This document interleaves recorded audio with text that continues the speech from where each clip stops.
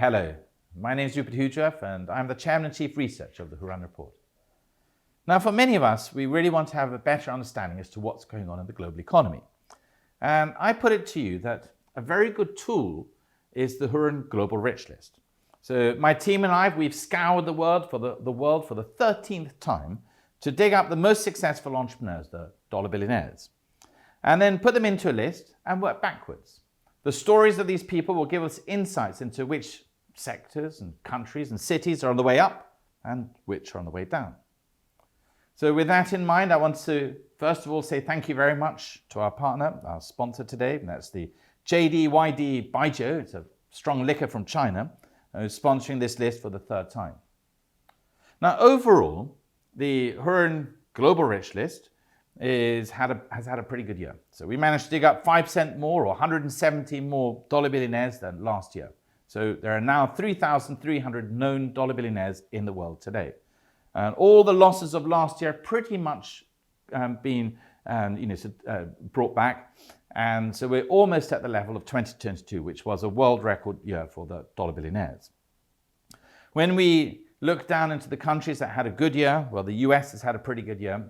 Understandably, NASDAQ and the S&P 500 have both gone up by over 20%. We've now added 100 US dollar billionaires to take the US's grand total to about 800 people.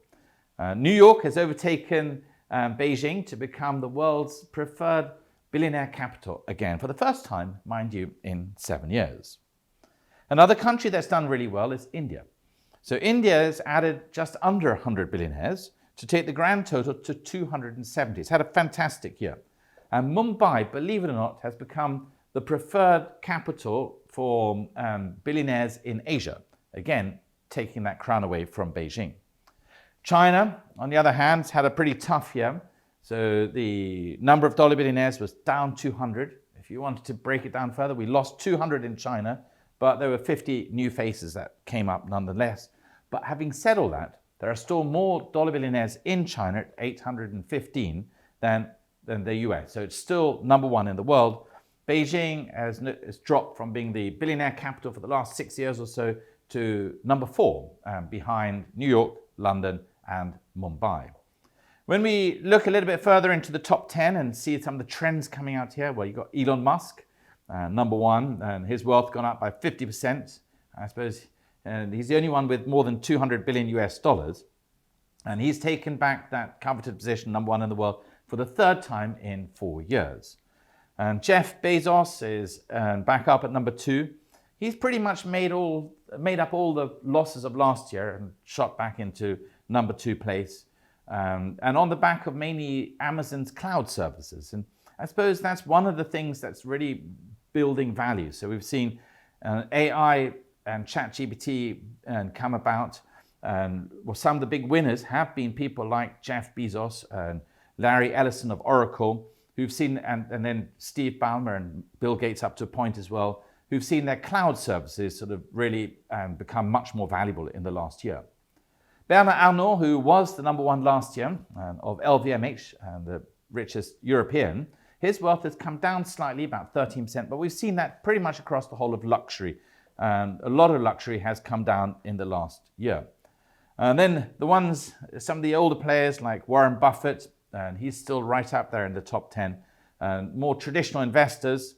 But this year, the biggest winner individually was Mark Zuckerberg of Meta. And we've also seen the likes of Larry Page and Serge Brin from Google. And then, of course, Jensen Huang from NVIDIA. These are also big winners, if you like, of the last year's sort of AI race. Some of the trends that are coming out of this list that I think are noteworthy is, first of all, the concentration of economic power in the hands of very few people.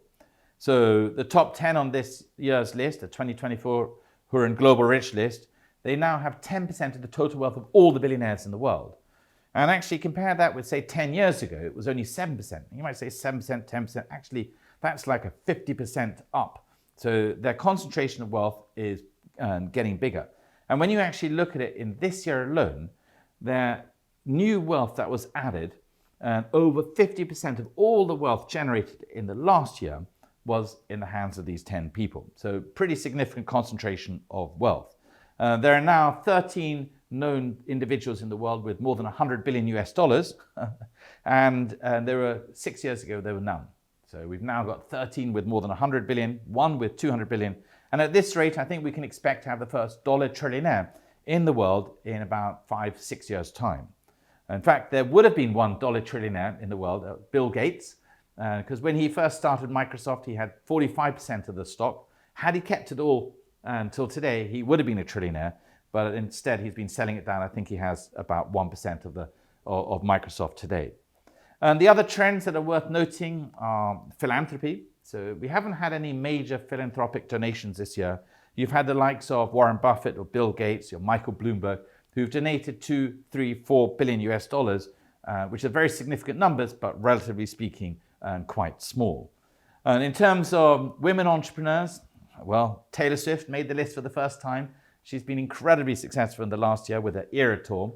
But one of the things that really strikes me is that when we look at the self-made women billionaires in the world, we're still looking at over 70% are coming from China. So that's a pretty unbelievable statistic. So there you have it. It's a brief overview of the global economy, I hope, through the eyes and stories of these individuals, the most successful entrepreneurs in the world. And it's not about a glorification of wealth, this list. It's about giving us insights into what is actually going on in the world's economy. And at the same time, to be able to help us understand where we are in the world's economy today. So thank you very much for watching. And like I say, keep watching these stories. I find them fascinating. Some of the newcomers, the new faces that you see, I mean, wow, they are pretty mind-blowing. There are so many brilliant entrepreneurs in the world today. Finally, I would say this. Since COVID, there's been a lot of shift in the way wealth has been created. But one thing that really stands out for me is that it's actually become one of the most entrepreneurial eras, dare I say, in the history of the world. The amount of new wealth that has been created just by the AI technology that's coming about, we've never seen anything of this type before in the history of the world. And so I think it is a very, very special moment to be living through. And I hope that we all enjoy watching and hopefully taking part in this as well. Thank you very much for watching. Thank you again to our partners. Bye-bye.